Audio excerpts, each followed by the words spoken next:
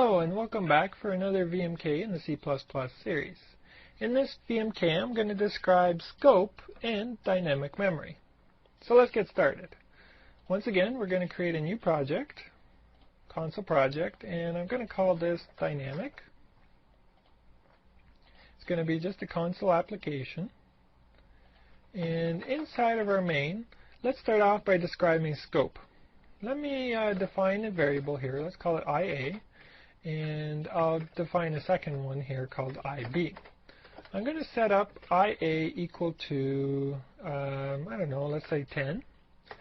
And we're going to print it out to the screen here. Printf %d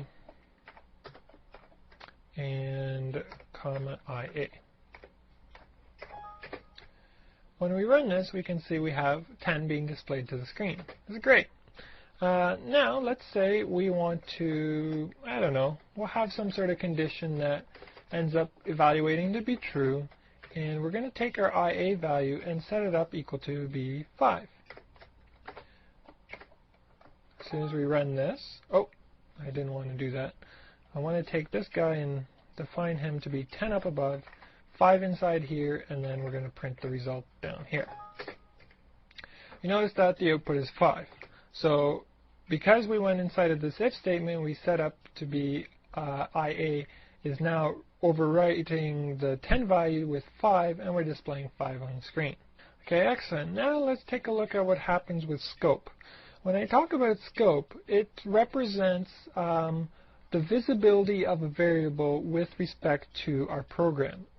And visibility is really a very important issue to take care of, because when you're working with a large program, you want to make sure that the variables that you're working with are actually visible where you're trying to work with them.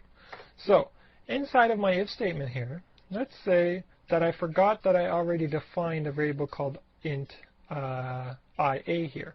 So I'm going to redefine it up above, like so. I'm going to go and compile this program, and notice that it compiles fine. It says 1 succeeded. But look what happens when I run it. My value that I see on the screen is 10. Shouldn't it be 5? You notice that it was 10. I reset it to 5, so it should be 5. But for some reason, it's only 10. Well, it's not only 10. It is 10. It looks like the IA value never got set to be 5. Well, let's take a look here. Let's put the printf function inside of the if statement.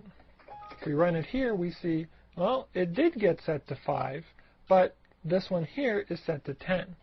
What's really happening is we're in a different scope.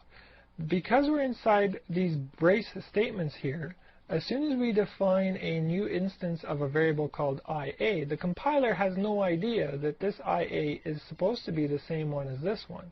So, because we've defined a new variable, this IA is only present in this scope, which is inside of these braces. We define this guy to be 5, which means that we're not actually working with the one outside here anymore, even though they're named the exact same thing. So this is how come you have to be very careful.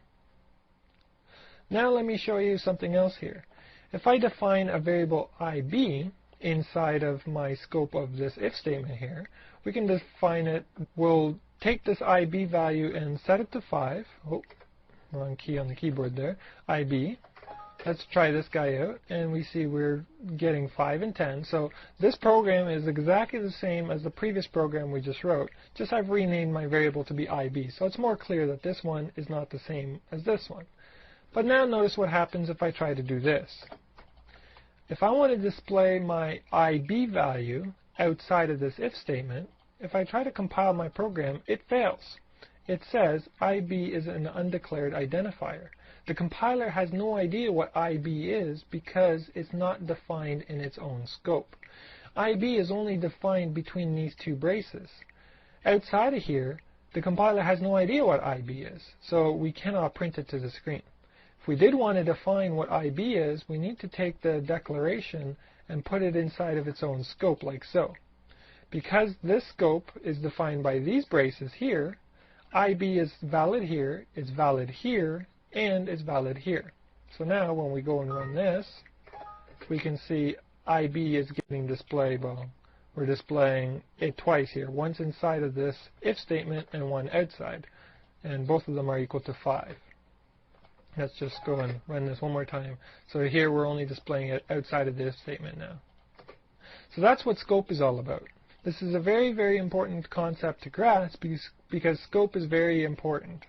To drive home the whole idea of scope, let me demonstrate how to use a function. I haven't really gone into much detail with functions yet. There will be a separate VMK on that, but basically I can define a function like so, void function like so, and in here we'll go int IB. IB is equal to 4, and we'll close off the bracket. We can print IB to the screen like so, and we can call our function just by calling function like so. And let me get rid of this stuff here.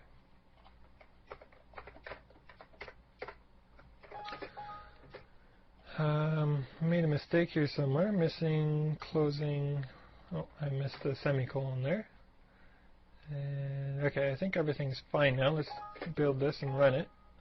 Oh, I missed something else. IB undeclared. Oh, I'm trying to print it down here, but I haven't declared it. Alright. Our program runs and it displays 4 on the screen. What I've basically done is I've created a function which is getting called here. And notice that this call is basically making our execution go like this. It's going to start here, it's going to go down, it's going to go inside of this if statement because the condition is true. So it's going to go into here, it's going to evaluate the function, which means it's going to go up here, it's going to execute this, and then once it's done, it's going to come back here and continue running through. By creating this function, I basically showed you, okay, this guy here is in a completely different location. I can actually put this in a separate file, a separate C++ file, somewhere completely different. And you can see now why scope is important, because if I define something here, IB, it makes absolutely no sense for me to go printf %d, IB here, because when I'm looking just inside here, I have no idea what IB is. IB has only been defined inside of my function over here. So this is why we can only use IB inside of this scope. So I hope that clears it up a bit more for you guys on how scope works. Now let's move on to dynamic memory. Dynamic memory is a tricky subject to learn because it is very easy to get confused on pointers, addresses, and values. They all sort of intermesh with one another when working with variables that are dynamic. So let me demonstrate how dynamic memory works. And actually, as a matter of fact, let me first describe what the difference is between dynamic memory and non-dynamic memory. Dynamic memory, when you create it, gets created on the heap. And the heap is a location in memory that is accessible by your program, but it is accessible in a special way so that you can actually allocate memory to inside the heap for your program to use while the program is running. So when you are running your program, you can say, I need 10 variables. Please give me 10 variables. And you will create that memory space on the heap for you to be able to use. Non-dynamic memory is created on the stack. And anything that you create on the stack has to be predefined before you run your program. Dynamic memory, you don't need to know exactly how much memory you need before you run your program. So that's the main difference between dynamic and non-dynamic. Let me show you how these work. If I wanted to create dynamic memory to hold an integer, I would do something like this. You have to create a pointer to an integer, and I'll call it PIA to represent pointer to an integer. And my integer is going to be named A. To create dynamic memory, we have to use the new operator inside C++. And you want to specify what kind of new dynamic memory you want to allocate for yourself. Because we're working with a pointer that's an integer, we have to say integer here. What this will do is will let us say, okay, this now has new memory. Once we have new memory here, we can then use it to save any value we like. And the way we work with pointers is we address them the same way we do with arrays. So we've created one new integer, so our first integer is defined using index 0. And we can set this up to be some value. Oh, we're using integers, so let's set it up to be 30. We can printf our dynamic memory, %d carriage return PIA0. And that will work fine. But there's one thing you need to know about dynamic memory. If you use the new operator, you always have to have a matching keyword, and that keyword is delete.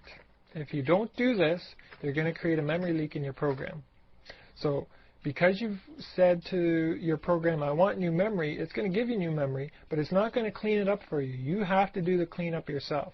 So to clean it up, you need to call delete, and you specify the variable name that you want to clean up yourself.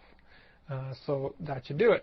Let's go and compile this and run it, and you can see, sure enough, there's 30 displayed on the screen. Using dynamic memory, you can actually address your pointer values a different way.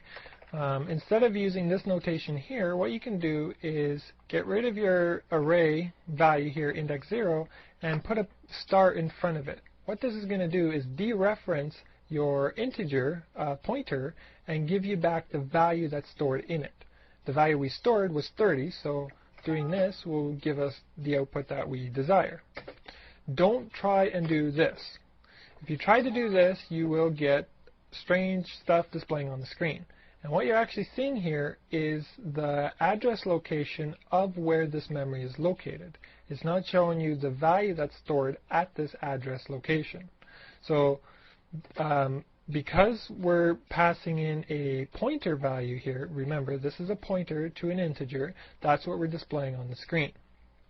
You want to see the value that's stored at that memory location, so you either have to dereference it using the star or by specifying which value you want to get out.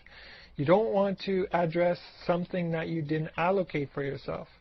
Here I'm saying I want to take the second integer that starts at memory location whatever was returned here. If you do this, you're actually going to crash a program, or you're going to get garbage on the screen. Right now I'm getting garbage because I have no idea what's located at this point. It's memory that I'm not allowed to use, so I shouldn't even be able to look here. This is actually an error in your code. Don't do that. If you want an array of dynamic memory, it's very easy to do. You define it exactly the same way that I've done it here, but instead of specifying an integer here, you want to specify an integer array. And let's say I wanted to create an integer of 5 numbers. So you can say I want an array of 5 numbers this way, and then maybe in here we'll create a for loop again. Int I equals 0, I less than 5, I plus plus. And for each value here, I want to give it some number, let's say 30 plus I. And then let's go and actually output the value to the screen. So we're going to go %d PIA, and then we're going to pass in I in here. This is going to work fine. However, there's one thing you need to change.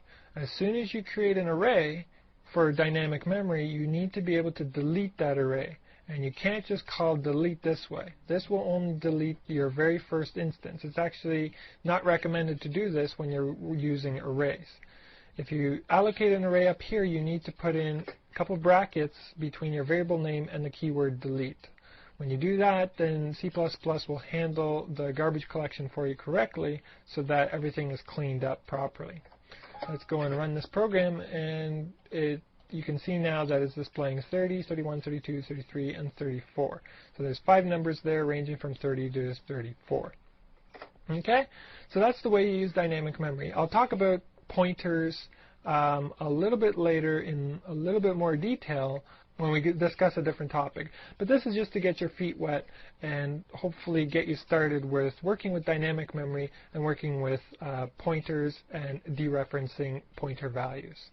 If you have any questions, go to my website, www.maticknows.com, go into the community section, and after I finish encoding this video, I'll put a separate section on here, under here, C++, VMK, and there'll be a separate section here for the dynamic memory where you can click, and if you have any specific questions, just type them in there and I'll answer them